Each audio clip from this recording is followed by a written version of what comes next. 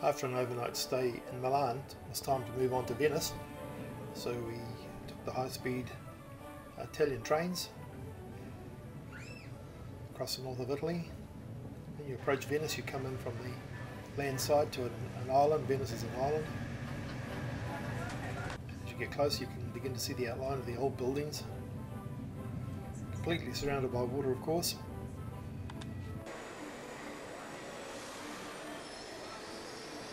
Typical high-speed train in Europe. You come out of the central station in Venice and come across the piazza, and immediately you see this great flurry of activity up and down the Grand Canal. Service boats, tourist boats. It's like a highway, and behind it, of course, the old facade of Venice with the churches. Down towards the bottom end, the white building on the right was where our hotel was, so it was very convenient for us. And the port lay further around towards the right.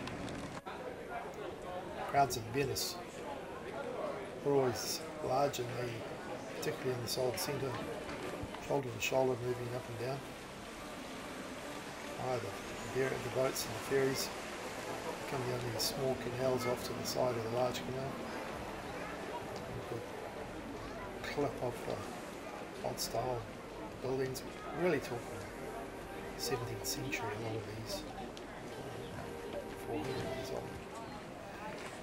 There's a bit of lucky shot really in the foreground there, two gondolas and the two gondoliers standing behind talking up trade.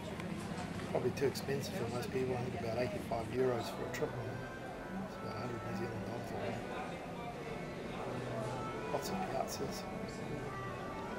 Getting on towards the evening, people sitting out there and starting to go to restaurants. This was a view from our hotel window. We decided to get up early in the morning, about 6:15, and see what Venice looked like without all the crowds. Typical salty smell right through Venice. You never actually doubt that it was on the sea. Well, at this particular time, only us on the Grand Canals, the little canals, except for the sweepers and cleaners.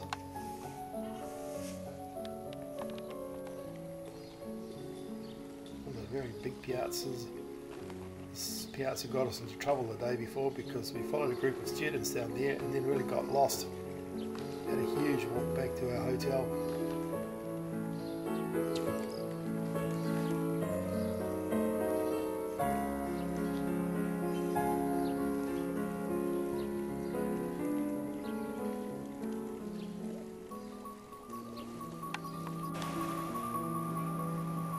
All of these gondolas.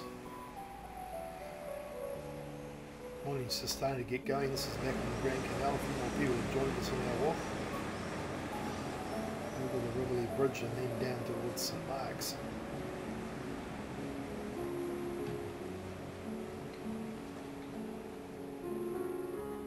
Amazing how they control those boats. So this was St Mark's Square, huge St Mark's Square. Characteristically empty at this time of the morning, but during the day it fills up very quick. It must have been about 8:15 in the morning. It's a big bell tower. You can climb up there, we didn't bother.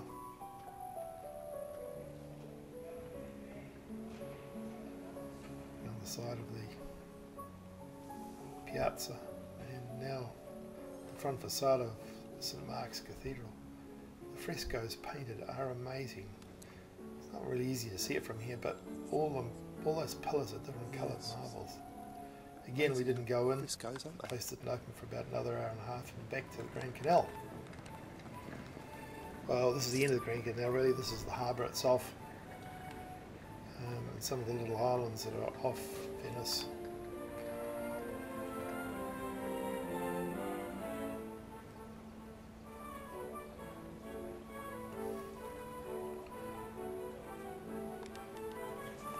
Oh, we were standing near the Queen Elizabeth II came sailing in. Down towards the port.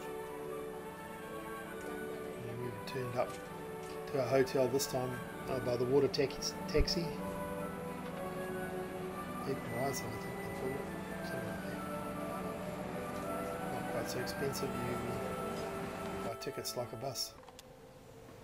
Finally, this is one of the churches that we did get into, just next to the station. And it's called the Church of the Barefoot, or whatever that is in Italian Scuzzi or something. But again, interior is absolutely astounding. Marble is the front altar. I took the shot going up towards the top and see the paintings, which is so characteristic of Italian cathedrals and churches. I don't know why, but I always thought Michelangelo was the one who painted ceilings, but it seems like it's about every church. True in the Vatican as well. Magnificent paintings. Unfortunately the colour's not very good here because it's very dark inside, but brilliant.